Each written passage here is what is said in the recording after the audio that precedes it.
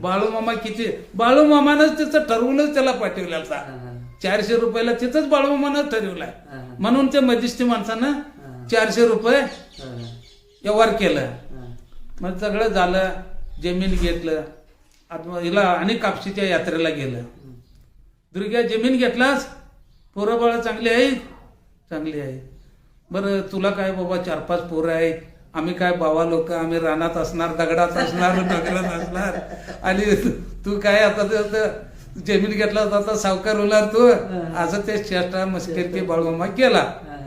मामा तुम्ही पैसे दिलं म्हणून आम्ही जमीन घेतलं, नाही तर आमचं कुवत नव्हतं.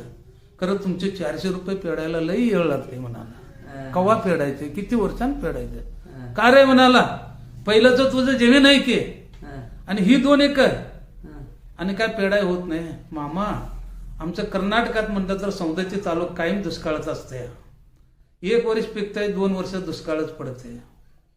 आमची 4-5 पोरं तवर ते आणि आम्ही खरंच करूनच ठेवलेलं असते. म्हणला दुष्काळ पडतंय, पाऊस लागत नाही, डोक्यानं आणून पाणी घालीन रे, भिवू नकोस म्हटलं. तुझ्या शेताला डोक्यानं आणून पाणी घालीन.